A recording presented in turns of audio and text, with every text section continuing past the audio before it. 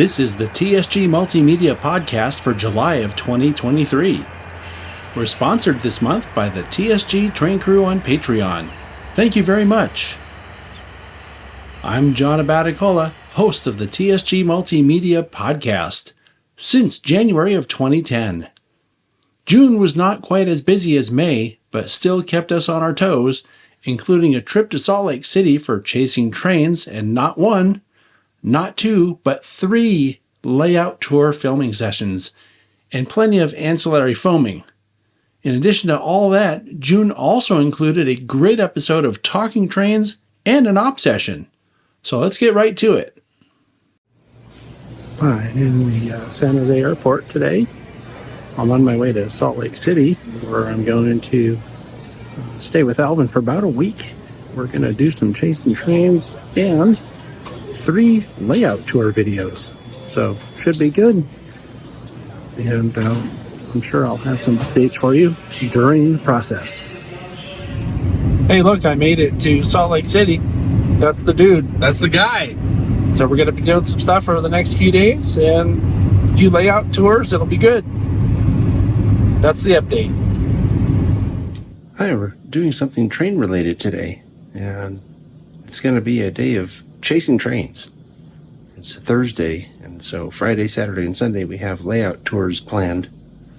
So we're going to get out there, and there are a lot of trains to see in this part of Utah, so should be good. Salt Lake City has this area to my right planned for a park, and this is where I want to put it, an amenity at the park. But theoretically, this gravel spot behind me would be better because I'm standing on this path. Yeah, we're standing on a trail, right? That you could see the bicyclists go past a minute ago. But yeah, and if it were elevated just slightly, 5 feet, right? That would be good enough for really good sight lines. And we were here last night and we were here this morning. And I think just this morning, I've seen 3 trains. We've been here maybe 20 minutes. So it's a pretty hot spot busy for rail fanning. This is like Crossroads of the West, kind of. Yeah. Not Ogden's a little bit more, but this is good enough, you know. Well, there's a Y here. Yep. And I think that's important to mention because behind you, that's where it goes off west. That's basically the Transcon for UP. Goes off to the west, and this is where the track that comes from states west of here turns north toward Ogden. Yep. And up toward Ogden, it turns east and goes all the way to, UP land. Yep. So over here, there's a pole that's where the tower used to stand, the actual tower. And before they realigned the rails, the Y used to be closer east, but they moved it west to get this curve a little bit broader so they can speed through it a little bit more. So this is what we're talking about. And if you look in the description of this video, there's a link to Alvin's Facebook group called the Grant Tower Platform or something like that to get this here. And I think it's a good thing to do because there's nowhere to look for trains, safely that's advantageous, like a slightly raised platform. That would be really cool to have here. I would come use it. A lot of people around here would use it.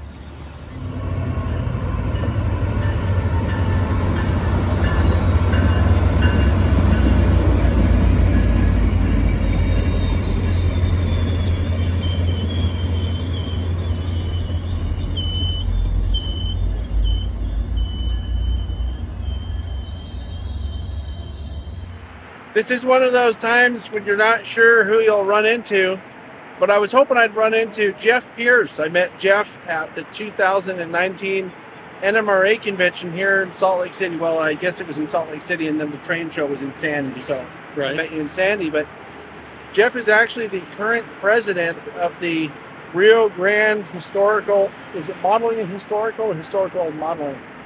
Rio Grande Modeling and Historical Society. Okay. Modeling comes first. And every time I see this guy, he gives me a shirt. And he gave me one today, too. So thanks, man. Well, It's free advertising, right? I guess so. Yeah. Everyone in California now knows about the Rio Grande. That's what it's all about, man. No, but we're out here doing the Chasing Trains episode today, and probably will come out in a couple of months sometime, so be on the lookout for that. We've seen a lot of trains out here. It's really windy up here, so having to yell at the camera. It's starting to shake though. Look how windy it is. Yeah. I'm going to turn the camera off now. Yeah.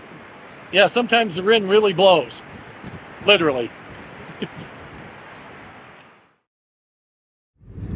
Hi, so we're doing something again, train related today. Had a great time yesterday chasing trains with the people here. It's going to be on the channel sometime in the next couple months. But today we're going to a place called Corinne, which if you've ever been to Salt Lake City and Promontory and this area out here, you know that's on the way to Promontory, where they have the national park now to commemorate the Golden Spike. Now, there's a guy up there with a layout. His name is Lee Nicholas, and he actually emailed me before the pandemic asking about doing a video of his layout. So finally we're getting around to doing that, and it should be good. I don't know for sure that I'll come to you with any updates from the layout, but it's a possibility. So off we go with this guy.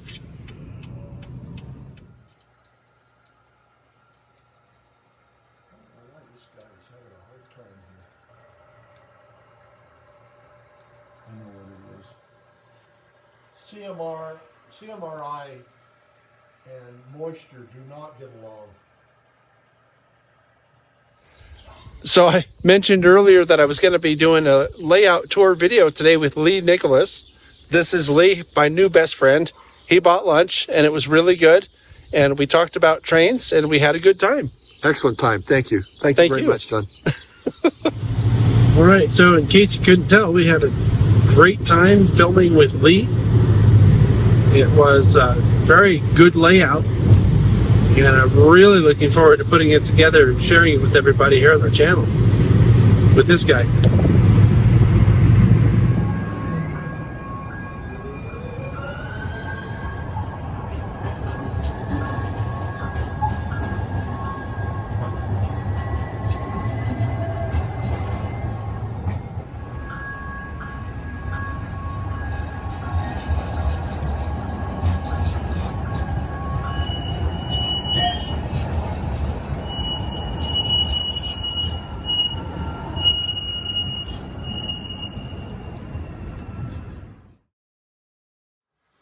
Hey, we're doing something train related today. Alvin and I came to this nice biker bar we know about, and look who the bartender is. This is Doug Jolley, and we're here to film his SN3 or S-scale layout. It's not all narrow gauge. And yeah, what would you tell people, bartender, about your layout if you had a half a second on a podcast to tell them about it? I'd tell them not to spend too much time in here before they go into the layout. Oh, right. We're drinking the hard stuff this morning. That's right. I won't let them in otherwise. I found this thing that it's going to keep me busy all day. Watch this. You see there's off on, off on.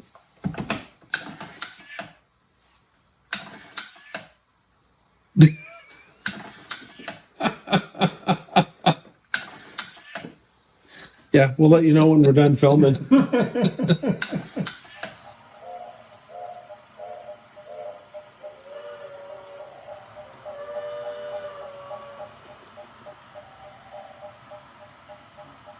That is zooming.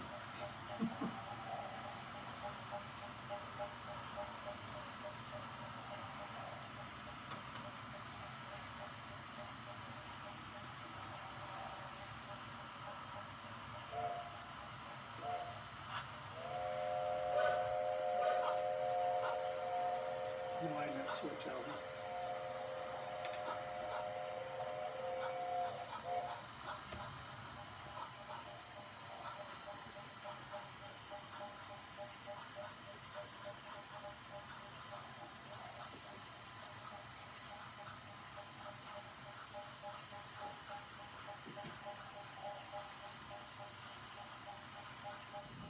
All right, so we just finished up with this layout tour. It's about 6:20, and this was a long time coming, Doug. It was a long time. We've been talking about doing this for about 4 years now. I think that was the first time I came down here was a little more than 4 years ago, and it's a really good layout, and I'm really looking forward to sharing it with everybody on the audience. So thank you very much. Well, thank you for coming. I'm anxious to see it myself. Yeah, it'll be good. That's with this guy over here. All right, this is Sunday morning. It's about almost 9 o'clock. And we're going to do the third of 3 layout video shoots today. This is going to be Rob Spangler's Western Pacific 8th subdivision. And you're thinking to yourself, well, Western Pacific only had 7. That's right. And the 8th one is a proto freelance version of Western Pacific. So I've seen this layout before. We've seen this layout before. It's a really good layout. And I've been wanting to do a video of it for a long time. So this is great. So off we go. Okay, so I'm here with Rob Spangler. We came and videoed his layout. That's the Western Pacific 8th subdivision. Talked about it a little bit earlier when we were on our way here. We had a great shoot. Yep. I want to thank you. This is a layout that I've been wanting to come and do a video about for about 4 years now. Wow. Or something like that. That's when we came out here the first time. So yeah, I remember that visit, and we talked about this, and I'm sure glad you guys were able to come out and video today. Yeah, for sure. So just for the viewers, what would you tell people about your layout if you got in an elevator and you had 2 minutes to tell them what your layout's about? Well, I think I'd like them to know that we enjoy operation and we design around that, and that we also love to model scenery. And so I like to create a railroad that's a good blend of being fun to operate and fun to look at and interesting to build. I think you hit it out of the park, man. Thanks, John. That's it for now. We'll come to you later with a wrap-up of the day. All right, bye. Hi, so we were just leaving from Rob Spangler's after having a great time and a great video shoot of his layout. And we came over to TSG Train Crew member Cameron, that you might know as Caboose 121. He's appeared, I think it came out by the time you see this, or if it didn't, it will next week. The Chasing Trains video, the first one that we did in Colorado last month, right? Yep. And so he invited us over to see his N-scale layout, and I'm going to turn the camera around and have him tell you about it. So, men's scale, kind of loosely based in the Utah area where we're at. Started with this little section here, Peninsula, that was the Salt Lake route from the Model Railroader did. When that was right before COVID came around, and I decided to expand around the room. I like having continuous running, so there's 4 separate main lines, but I also like operations, and so that has been kind of leaned into it, and so that's really all it is. Looks like a lot of fun. For the most part. And look, Alvin lives here too. So one of the things that Cameron's been working on, and I've been following your progress on this on Facebook, is a military train, and everybody loves military trains. But what Cameron's figured out is a way to do a military train, and it doesn't cost as much. And we can see some of what we're talking about right here. So tell us about this, because I think it's pretty cool. So I've always wanted Shermans, but up till now, it's been really expensive. The kits that I found, you're looking at $10 a Sherman, if that. And as somebody that has other things that money needs to go to, that's not the easiest way to go about it. And I was given a 3D printer that's resin. You wouldn't be able to do this with a traditional FDM 3D printer. But it's one of it's the first Elegoo, I think it's Elegoo Mars. It's the Mars printer. And was able to print out these tanks, and a Sherman tank for me with what the resin I was using was about 30 cents a tank. And that's a lot cheaper to fill, was about 41 cars that I'd need. And that's a lot easier to do that, fill a train with that than it is. It's way less expensive. And the important thing to think about is that military trains are always long.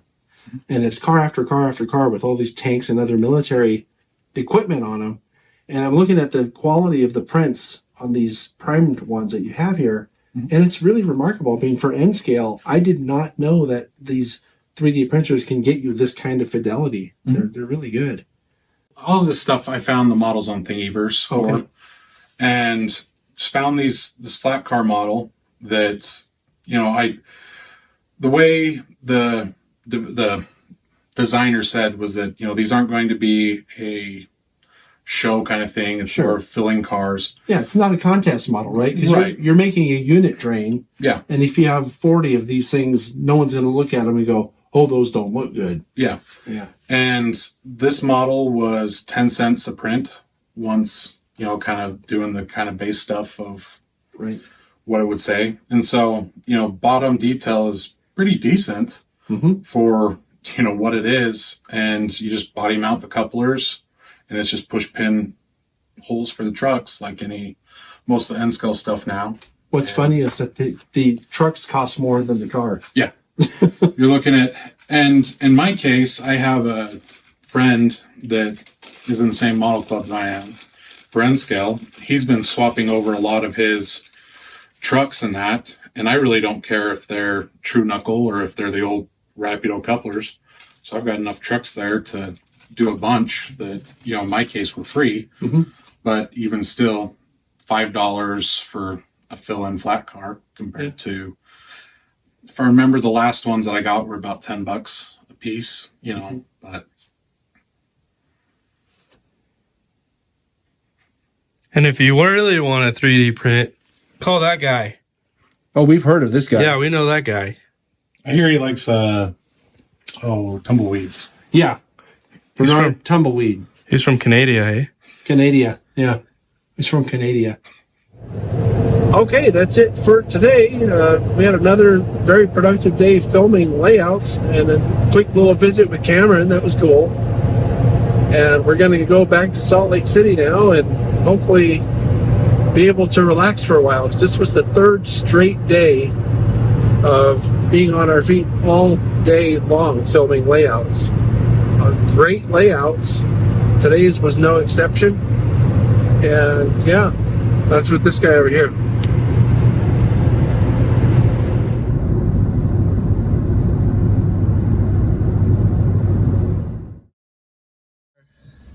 Hi, I'm Alvin. This is John. We are on our way to our local brick and mortar hobby stop, and that's called the Train Shop with an E on the end. Train Shopee. It's in Gardner Village. Gardner Village is nice because there's a couple hot moms. Let's go. Guys looking for cougars. Looking for cougars. But anyway, this is the train related thing we're going to do today. We're going to go to the train place. Yep. And my suspicion is that we'll probably get out and do a little train chasing today too. So here we go. Let's see if we can find some trains with the foam at the trains. With this guy. With this guy. I'm with her. All right, so we went and checked out the train shop, and they have quite a bit of stuff in there. Not a whole lot of N-scale, and it's weird. It's a place where they have a bunch of little kids, and they have a little train thing that they drive around, and they charge the kids to ride the little train thing. And they have pony rides and stuff like that. So it's a place that I would have really loved when I was a kid, but I don't see that kind of stuff anymore. So now we're going to go try to look for some trains, and the guy needs batteries for his scanner. For my scanner. So you're going to try to find some batteries first. So we can hear them talking about what they're sending through. Where they're sending the trains. Where and how and when. So all of the above. Here we go for some more train-related fun. With this guy. With her. I'm with her. So this is Provo Yard. And Alvin tells me this is a crew change point. And there's some guy that works for it looks like Genesee and Wyoming logo. So it's Utah Railway. There's more power. And you know, I've known about Provo Yard, but I don't know that I've ever seen it this close up or known it was this big. We've been driving for a couple minutes now, and You can see a Utah Railway locomotive down there. Let's go get closer. This is pretty cool, though. I'm being told this is an SD50. That's the last one in the Utah paint scheme. That's a cool paint scheme, isn't it?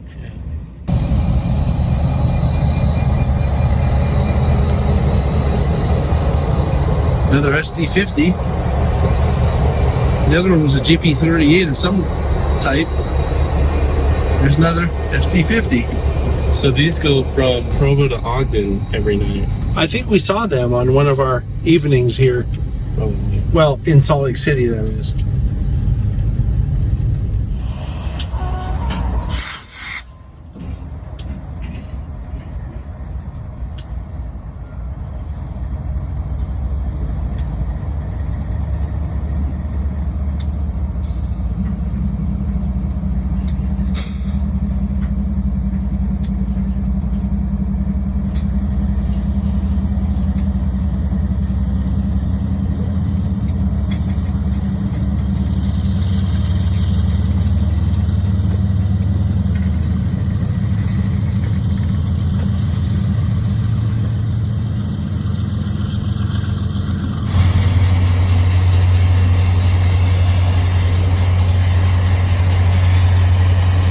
This looks like the Provo station of UTA.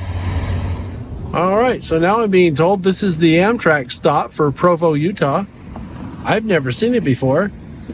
I didn't know Amtrak had any stops this small.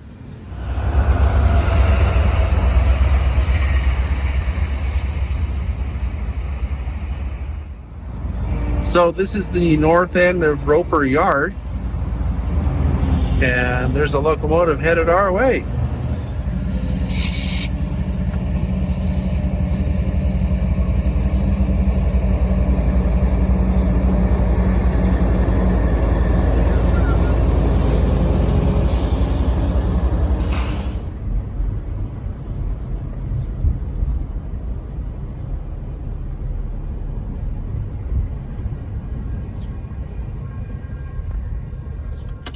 Hi, so it's about 5:30 now, and we're finishing up our train-related day. We went out and saw a couple of train shops, checked out the yard in Provo, and on our way back here, checked out the Roper Yard, which I don't know that I've ever seen that close before.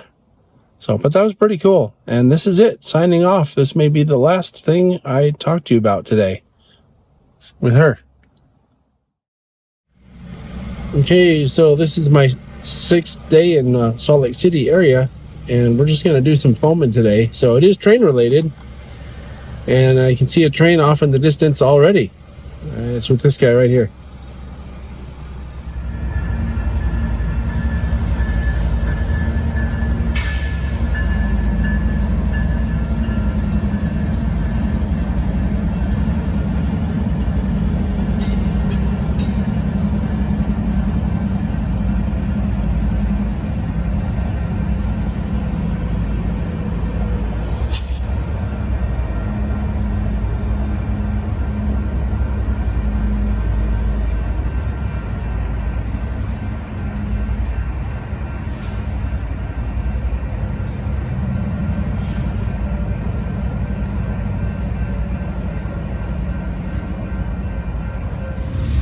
Ooh.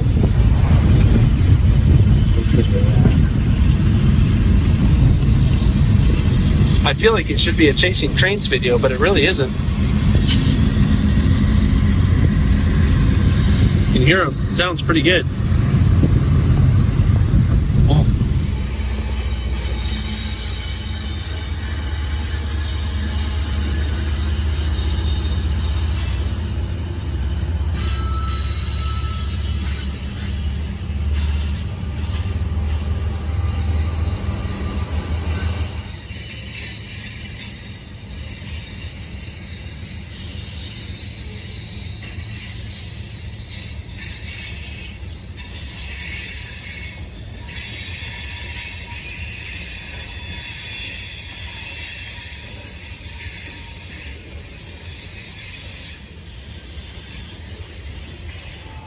Okay, so doing our train related stuff today.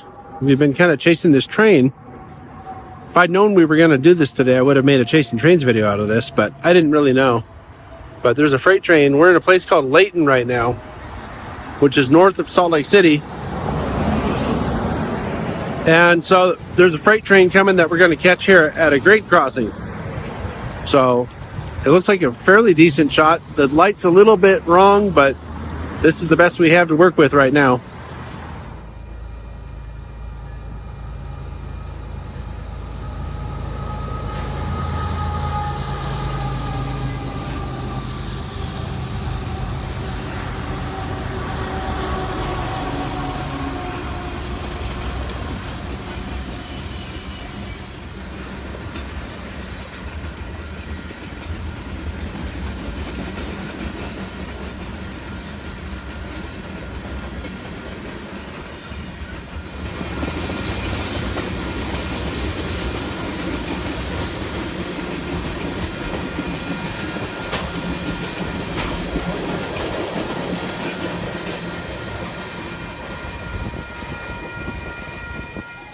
Hi, so we're here at the Newgate Mall, and is this actually Ogden? Is it Ogden or is it Technically South Ogden. Okay? This end, the other end's Ogden. Okay. So this side of so we're in South Ogden here at Newgate Mall, and this is the Hostlers Club. We just rolled up on here a few minutes ago, and I was taking video through the window. This is Mike Murphy. He was in here working and was kind enough to let us in and show us what they're doing here. So, Mike, tell people what the Hostlers are and what you do. Hostlers Model Railroad Club is a group of about 174 members, and we're into any scale. You don't have to be just an HOR. We have Z, we have O, we have N, we have everybody in the club, and we're very active. We've been together for 34 years now, and so we got together a few years ago and decided we need a home for ourselves. So we came to the mall. Make a long story short, we ended up leasing this space, which is a pretty good sized space, and we were building a permanent layout here that represents Weber Canyon, which, if you're not familiar with Weber Canyon, is what starts here in Ogden and goes up eastbound up through Evanston, Wyoming, and climbs all the hills, and you're always seeing all the steam engines on. So that's what we're building here. This behind us happens to be the Echo Mountain Point, and this is a track here that goes in the tunnel and comes out at Park City when the trains used to go up to Park City. And it looks just like Echo Canyon too. So we have a lot of the representation. We have the powerhouse that's in the mouth of Ogden Canyon or Weber Canyon, and then we have Morgan and Echo, and then you end up back in the Riverdale Yard again when you make the whole loop around. It's roughly 300 and some feet of track each on here. The layout is basically 20 feet wide, and it's 36 feet long, and U-shaped. Right. And now, how can people find out more about Hostlers? You can find out the Hostlers. The Hostlers has a website. It's HMRRC at org.org or dot something else. I forget what the other one is, but .org is what most everybody uses. Info is the other one. Okay. And we also have one for the museum, and it's just Hostler Model Railroad Museum at .org. Thank you. Okay.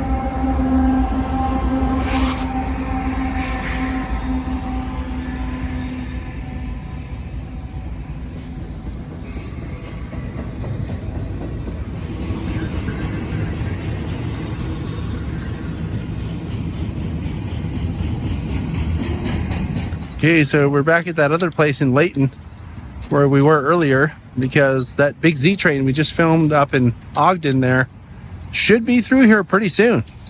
Or with this guy right here.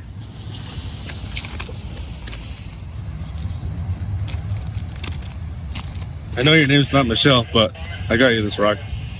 What's it for? It's for you. Oh, thank you. Oh, hey, I just thought of something. What is it? I have this for you. No, I got that for you. But I got one for you too. Do you know why? Why? Because you rock. Okay.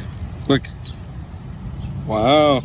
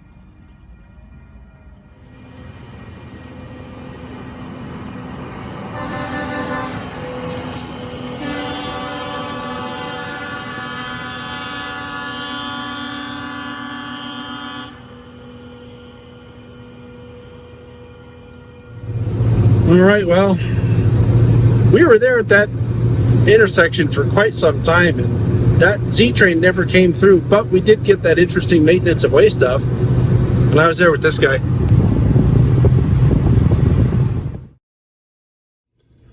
Oh, hi there. It's pretty early this morning, 6:20, something like that, and I'm going home today, but first, Alvin has set up a shop tour of the UTA, that's the Utah Transit Authority. They run the commute trains up and down this corridor here between Ogden and I think Provo. And we're here now at the UTA shop, or we're on our way to the UTA shop, and there's a big oil refinery here. So I thought I'd show you this picture of the switcher that switches out the oil refinery. I'm here with this guy.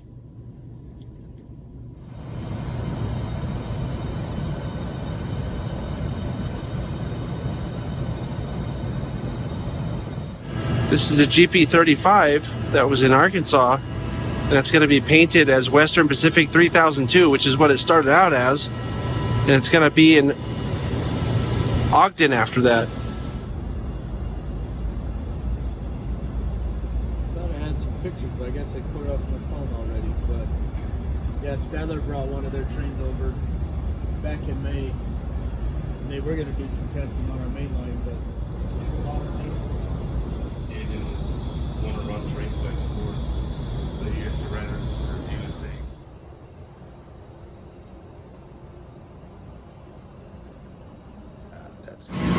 This is the area where an entire train can be brought in, and they'll service it.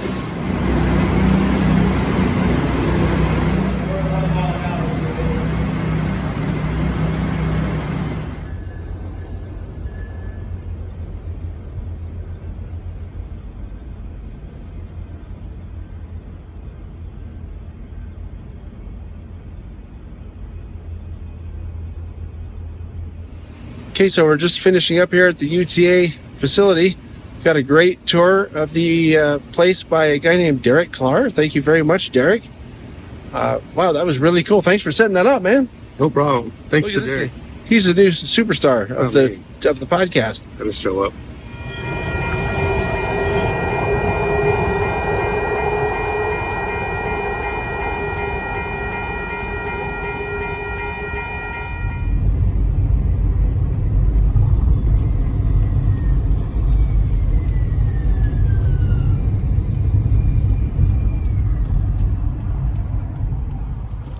All right, so last thing before I head out to the airport was we stopped here at the Promontory chapter of the NRHS. Yeah. met with Keith and Bob and Ted. And these guys over here, that's Alvin and Sean. But they have their meetings here in this rail car. And so we hung out here for, I don't know, hour and a half, BSing for a while, had a good time. Nice guys. Joined the NRHS Promontory chapter. He did. I'm with her. He did too. He did too. Both of these guys, they got new converts. I'm 21. He's 22. He's 22. So as you can see, it's a bit later and I'm back home now. I'm just sitting here transferring all of the footage from this little trip that I just came back from into my archives. And I just have to say that, wow, what a great trip. This is another example of one of those times where it always seemed in the distance, you know, oh, we're going to take this trip in a couple of months. It'll still a few months off. And now it's over. And it's always amazing to me how that time slips away. But anyway, it's a great trip. I have a Chasing Trains episode to edit, 3 layout tours to edit, and those other couple of few days at the end of it, we didn't really chase trains, but as you can see from this podcast segment, it's kind of like chasing trains. And I just have to thank Alvin. Thanks a million, as they say, for the great time, your hospitality, and just everything. It was really a great time. So that's all I can say. It's wonderful. So thank you much. And yeah, on to whatever the next event is. Hi, it's June 17th, and something kind of cool happened today. Well, it happened last night while I was sleeping. The channel went over 60,000 subscribers, which is another one of these milestones. About every 10,000 or so, I get excited and go, wow, I never expected it to get that big.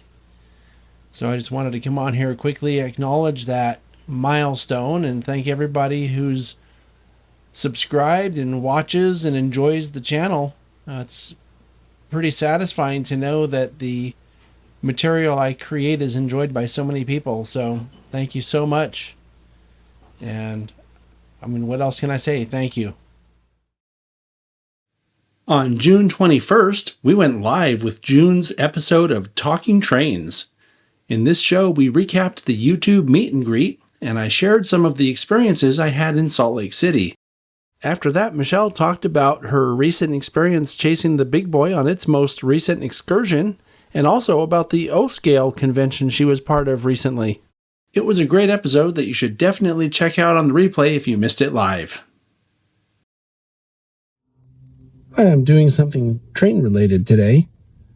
I'm at Silicon Valley Lines, where they're having an operating session. So, haven't been to an op session in quite some time, so it should be fun and something that I've been looking forward to.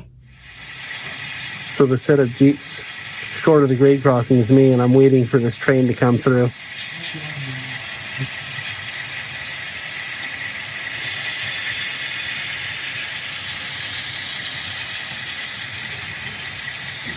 One of the cool things about operating on this layout is it's a single track main for much of the way, so you actually have to utilize a dispatcher to set up meets like this so you don't have head-ons.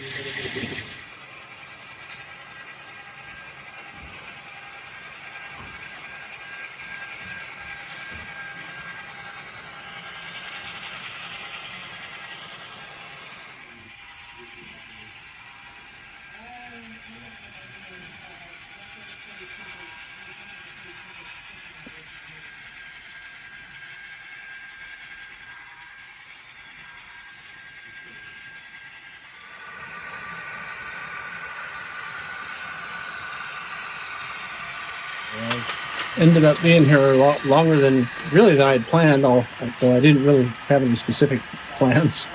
I was about to leave and I thought, I didn't run a train with anybody this time. Every job I did was by myself.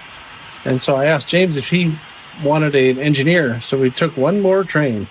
Yeah, this is James from Silicon Valley Lines. You recognize him as the Portola prospector. Missing my hat today. Yeah. So what's been going on at SVL, man? We're running ops today, modern session. It's going good. Got a lot of trains ran, and looking to upgrade our signals and all that stuff soon. If you haven't seen them, you can check out our website or our YouTube for more information on those. Yeah, what is the website? So our website is siliconvalleylines.com, and our YouTube is Silicon Valley Lines as well. And we are one of the larger layouts that I know of with LCC, so it's good to see that that's actually getting out there more now. Yeah. All right, so that's it from Silicon Valley Lines today. Thanks, man. Yep.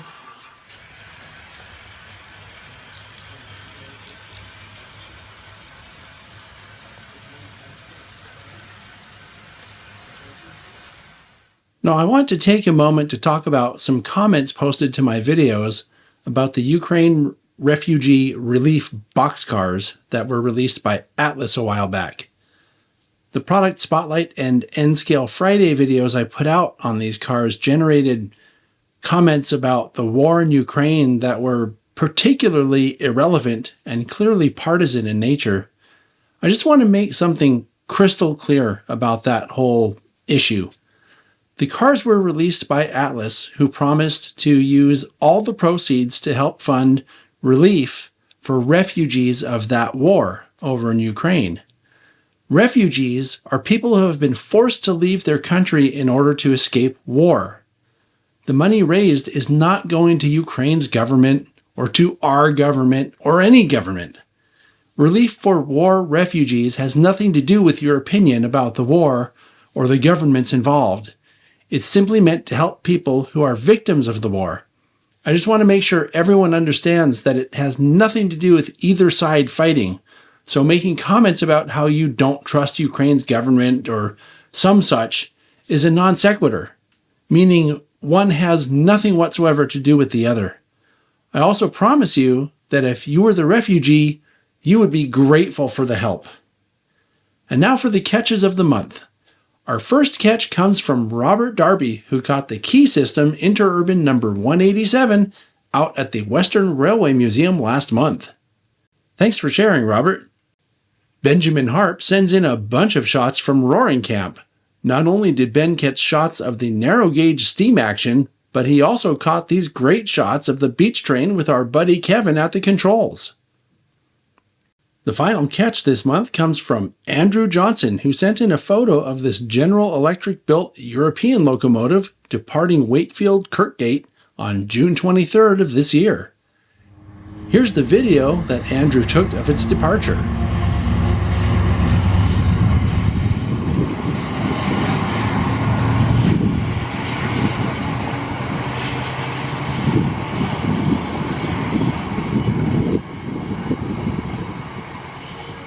The monthly model catch comes from me this month.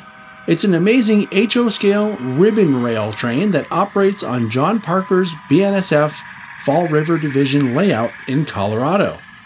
I think this qualifies as something you don't see every day.